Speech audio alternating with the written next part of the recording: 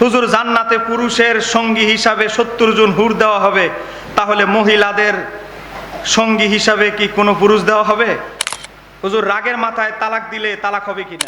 পীর মুর্শিদগণ কিয়ামতে শাফাত করতে পারবে কি? হুজুর শুনেছি শিশু বাচ্চা মারা গেলে কিয়ামতে শাফাত করবে। তো আকিকাবিহীন যদি কোনো শিশু বাচ্চা মারা যায়, ওই বাচ্চা কি তার পিতামাতাকে সুপারিশ করতে পারবে? হুজুর গরুতে কতজনের আকিকা করা যায় ও কুরবানির গরুতে আকিকার অংশ দেওয়া যাবে কি? আমার একটি ছেলে জন্মের 17 দিন পরে মারা গিয়েছে, এখন আমি তার আকিকা দিতে চাই, এতে শরীয়তের কোনো বাধা আছে? প্রশ্ন করেছেন মেসেঞ্জারে, ইমো, হোয়াটসঅ্যাপে ইত্যাদি সালামের জবাব দেওয়া ওয়াজিব কিনা? হুজুর শুনেছি শিশু বাচ্চা মারা গেলে কিয়ামতে শাফাত করবে। তো আকিকাবিহীন যদি কোনো শিশু বাচ্চা মারা যায়, ওই বাচ্চা কি তার পিতামাতাকে সুপারিশ করতে পারবে? একটা সুন্দর প্রশ্ন, বলেন জানার দরকার আছে না নাই? আমার নবীর একটা সুন্নত, বাচ্চা হওয়ার 7ম দিনে কিছু সুন্নত আছে, সুন্দর নাম রাখা, আকিকা করা, বাচ্চাটা যখন জন্মগ্রহণ করে মাথার চুলগুলো চেঁচে চুলগুলো ওজন করে রূপ বা স্বর্ণ সৎকা করা, তারপরে জাফরান লাগিয়ে দেওয়া, কিছু কাজ আছে আমরা তো অনেকে জানি না। ডান কানে আজান দেওয়া, বাম কানে ইকামত দেওয়া। এখন তো সিজারের বাচ্চা হয়, আজান দেওয়ার সুযোগই পাওয়া যায় না, কথা কেন ঠিক কিনা? তো যাই হোক, সময় কম, উত্তর লম্বা হয়ে যাবে। তো ইমাম আহমদ ইবনে হাম্বলকে সওয়াল করা হলো, ইমাম মহিউস সুন্নাহ ইমাম বাগবী শরহুস সুন্নাহ কিতাবে নকল করেছে।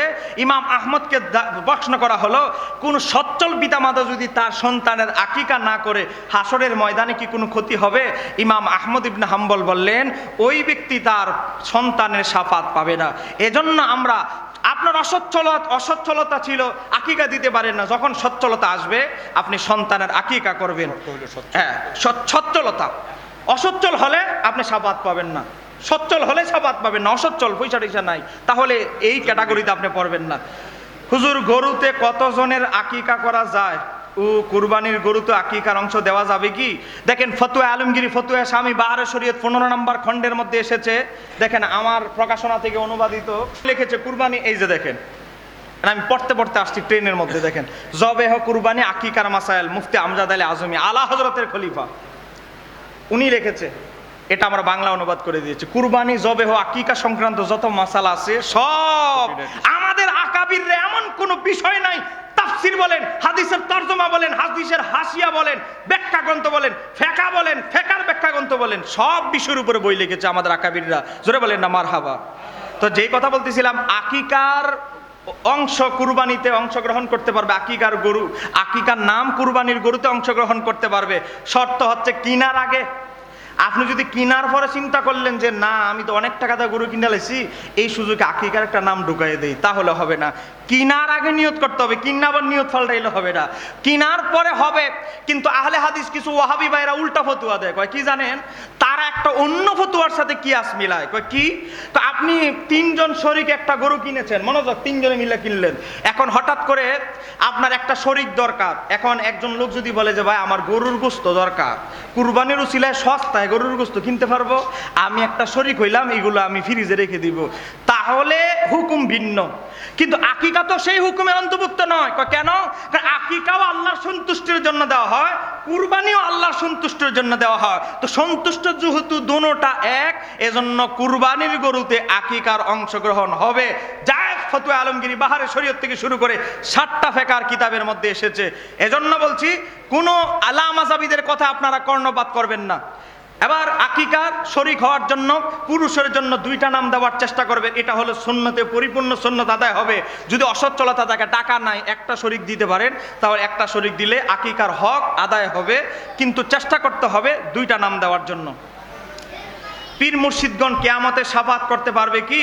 মনে রাখবেন, কোরআনুল কারীমে ইমাম জালালউদ্দিন সুয়ুতী তাফসীরে দুররে মানসুরে 7টা আয়াতের তাফসীরে উল্লেখ করেছে, হাসরের ময়দানে এক মুমিন আরেক মুমিনকে শাফাত করতে পারবে। জোরে বলেন না সুবহানাল্লাহ। তাহলে আল্লাহর ওলিরা কি মুমিন না? তারা তো প্রকৃত মুমিন, ইনসানে কামেল। তা আল্লাহর ওলিরা অবশ্যই শাফাত করতে পারবেন। এমন ইমাম আবু নাঈম ইসফাহানি রাহমাতুল্লাহ আলাইহি বলেছেন, বড় বড় মুহাক্কিক আলেমরা, আলেম ছাড়া তো আর হক্কানি পীর হয় না, বড় বড় মুহাক্কিক আলেমদেরকে আমার আল্লাহ বলবেন, ইমাম আবু নাঈম ইসফাহানি হিলিয়াতুল আউলিয়া নকল করেছেন, হে অমুক আলেম, তুমি তোমার অনুসারীদেরকে নিয়ে জান্নাতে চলে যাও। এটা ইমাম আবু নাঈম ইসফাহানি হিলিয়াতুল আউলিয়া নকল করেছেন। হুজুর জান্নাতে পুরুষের সঙ্গী হিসাবে 70 জন হুর দেওয়া হবে, তাহলে মহিলাদের সঙ্গী হিসাবে কি কোনো পুরুষ দেওয়া হবে? যাই হোক, এটা একটা গুরুত্বপূর্ণ প্রশ্ন। মনোযোগ। দুনিয়াতে যাদের স্ত্রী ছিল, যে মহিলারা, জান্নাতেও তাদের স্ত্রী হবে, কিন্তু শর্ত হচ্ছে উভয়ে জান্নাতি হতে হবে। শর্ত হচ্ছে স্বামী যদি ক্যাটাগরিতে উচ্চ লেভেলে হয়, অথবা স্ত্রী যদি হয় একজন আরেকজনের সাফাত করে যদি নিয়ে যায় তাহলে সম্ভব, অথবা মহিলা যদি জান্নাতি হয়, স্বামী যদি জাহান্নামী হয়, তাহলে তার মিলন হওয়া সম্ভব নয়। এই মাসালাটা 5টা ক্যাটাগরিতে ইমাম জালালউদ্দিন সুয়ুতী আজ থেকে 550 বছর আগে ভাগ করেছে। কয় কি? অনেক মহিলা মারা যায় বিয়া ছাড়া, এমন আছে না নাই? বিয়েই হয় নাই, মারা গেছে, তাহলে তার হাসর হইবে কার সাথে? জান্নাতে তার সঙ্গী হবে কে? এর হিসাব একরকম। আবার অনেক মহিলা 2টা বিবাহ হয়েছে, প্রথমে এক স্বামী ছিল, ওই স্বামী মারা গেছে, ডিভোর্স বাদ, অথবা ডিভোর্স হয়ে গেছে, নতুন আরেক স্বামী গ্রহণ করছে, এখন কোন স্বামীর সাথে জান্নাত হবে? এটার আরেক হুকুম। এক কথা কর না কেন, ঠিক কিনা? আবার অনেক সময় দেখা যায় মহিলা ইবাদত করে জান্নাতুল ফিরদাউস উঁচু মাফে জান্নাতে চলে গেছে, স্বামী গেছে 3rd ক্লাসও, এখানে আবার আরেক রকম হিসাব। কথা কর না কেন, ঠিক কি রে? কথা কর না, আছে না নাই? আবার অনেক পুরুষ বিয়া ছাড়া মারা গেছে, এর তো বউই ছিল না দুনিয়াত, তো তার সাথে কার সঙ্গী হবে? ইমাম সুয়ুতী এটার আলাদা ব্যাখ্যা করেছে।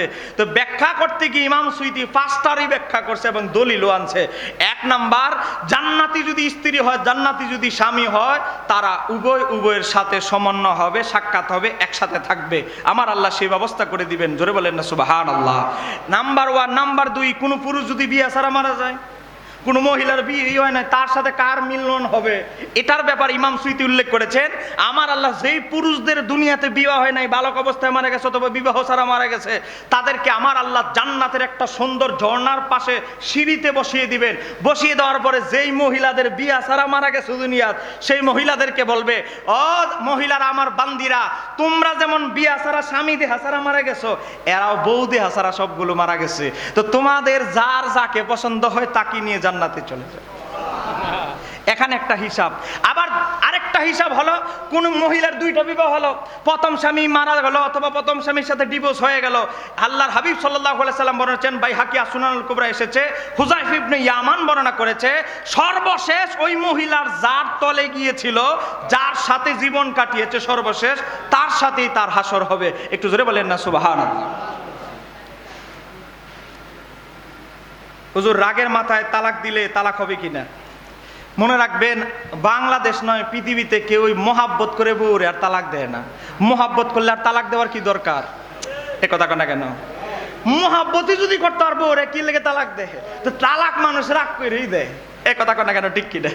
তালাক কখন দেয়? যখন বুঝাপড়া হচ্ছে না, একজনের সাথে আরেকজন মিল হচ্ছে না, কথায় হচ্ছে না, চলাফেরা হচ্ছে না, তখনই তো মানুষ তালাক দেয়।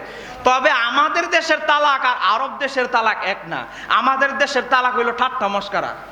ঝগড়া লাগছে, 19 থেকে 20 হয়েছে, কলবে কিন্তু ছেড়ে দেওয়া উদ্দেশ্য না।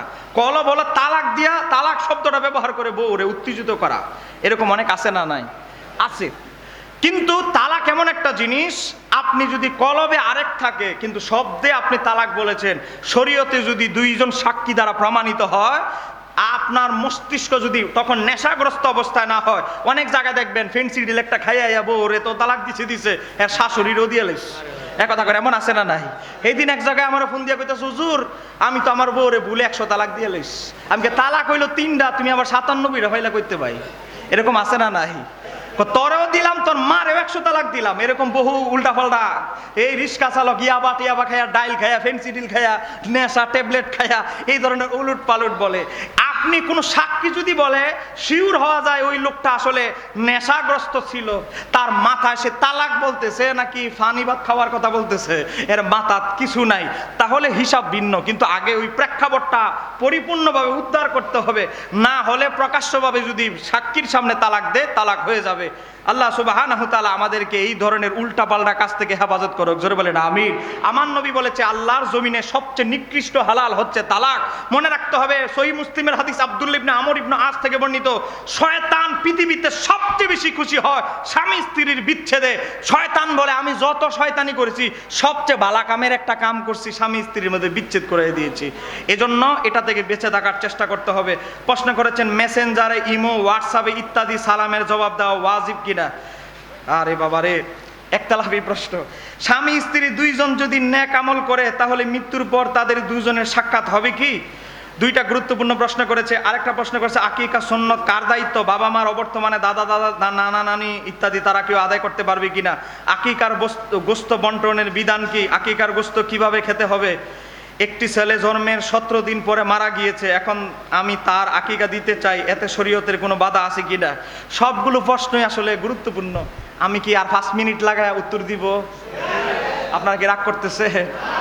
এই সব উত্তর কিন্তু আবার সব জিকিরওয়ালা হুজুর অমুক হুজুর কিন্তু সব প্রশ্নের উত্তর আবার দিবে না। এইগুলো তো সহজ প্রশ্ন। রাজশাহী বিভাগে যখন যাই, ডাইনে আহলে হাদিস, বামে আহলে হাদিস, নিচে চেয়ারের নিচে আহলে হাদিস, সামনে আহলে হাদিস, খালি সহি হাদিস করে। সেখানে গিয়ে আল্লামা আবু সাঈদ পেশোয়ারীর রুহানি সন্তান, আপনাদের দোয়া, সেখানে গিয়ে প্রশ্নের উত্তর দেই। একটু জোরে করেন আলহামদুলিল্লাহ। আপনারা কি আমার জন্য দোয়া করবেন ইনশাআল্লাহ? দেখেন, প্রশ্ন করছেন মেসেঞ্জার, ইমো, হোয়াটসঅ্যাপে ইত্যাদি সালামের জবাব দেওয়া ওয়াজিব কিনা। এটা আধুনিক প্রশ্ন, যেহেতু ইন্টারনেট মোবাইল এগুলো তো আর আগের ফুকায় কেরামের যুগে ছিল না।